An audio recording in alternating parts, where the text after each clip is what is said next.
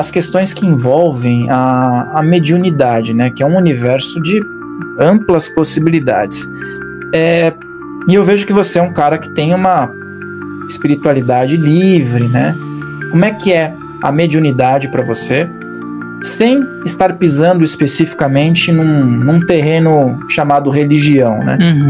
Perfeito. Isso é importante a gente sempre separar, né? A diferença de religiosidade e espiritualidade, né? Um não necessariamente precisa do outro, eu não preciso ter uma religião para ser uma pessoa espiritual. Hoje é o que acontece comigo, querendo ou não, mas é o que eu sempre falo, eu sempre acabo absorvendo de muitos lugares, né? Então a beleza da espiritualidade que eu sempre gosto de colocar é essa.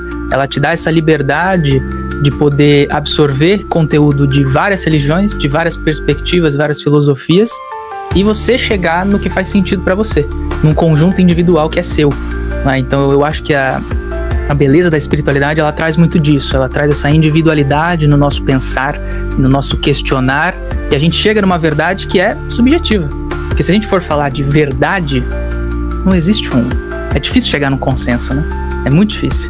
Então a espiritualidade, ela dá pra gente essa liberdade, da gente pensar por conta própria e chegar numa conclusão.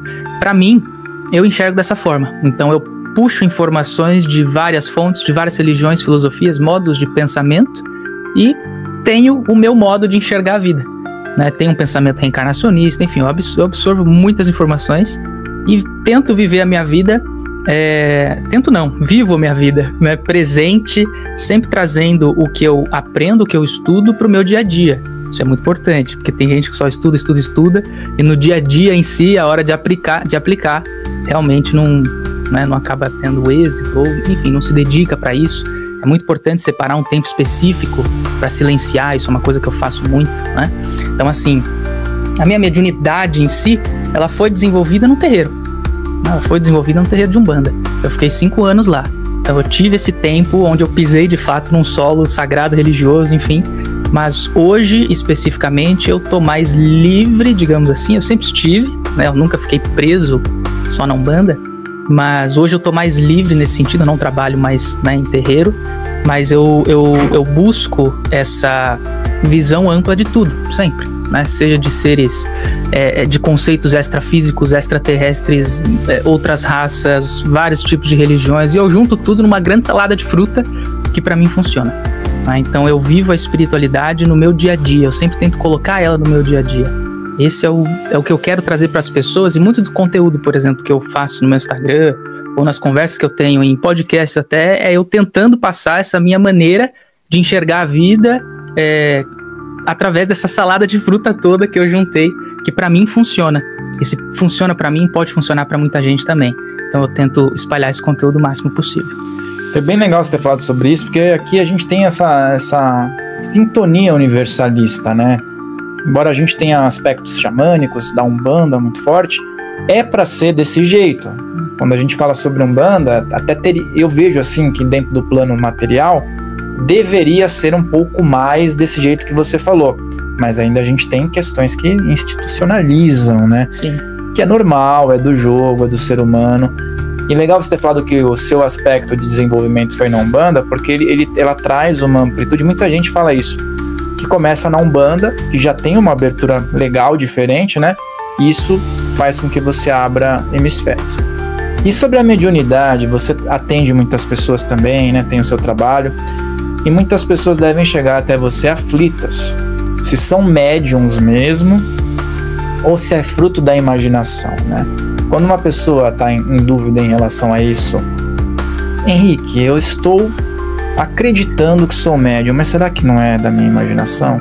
Como você procura direcionar isso? Tem muito dessa pergunta mesmo. Só vou fazer um comentário no que você colocou, que realmente a Umbanda, ela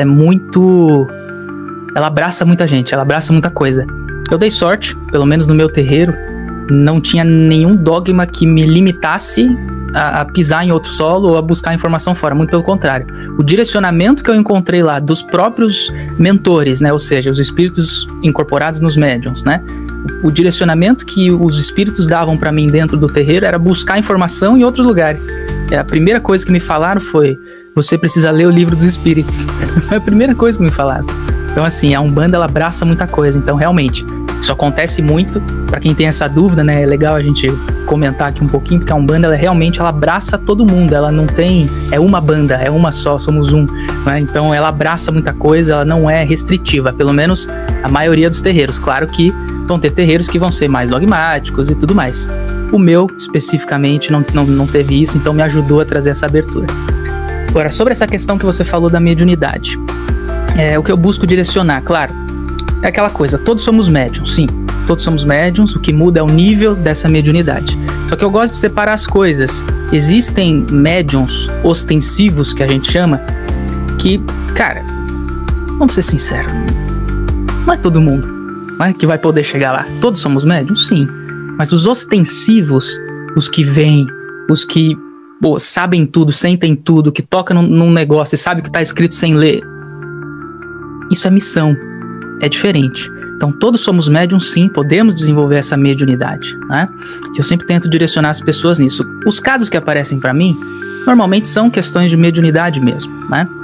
Mas é importante a gente esclarecer isso, porque as pessoas muitas vezes ficam com medo do que vai acontecer, né? Acham que se desenvolver mediunidade vão começar a ver espírito, vão começar a escutar coisa, e não é bem assim que a coisa funciona, porque como eu falei, essa mediunidade ostensiva, ela é muito difícil de acontecer.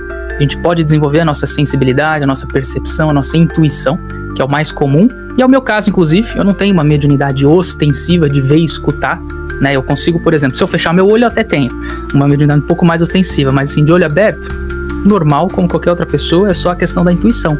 Então eu tento sempre direcionar as pessoas nesse sentido, né? Delas não terem medo e buscarem conhecimento, porque o medo, de fato, é a falta do conhecimento. Ele é gerado pela falta do conhecimento, né? Uma vez que eu entendo como aquilo funciona, como a mediunidade funciona de fato, eu passo a não temer, porque eu começo a entender que eu não vou ver coisa, eu não vou escutar coisa. Pode acontecer, pode, se você tiver esse tipo de mediunidade. Existem N tipos de mediunidade, né? Mas não é o comum de acontecer.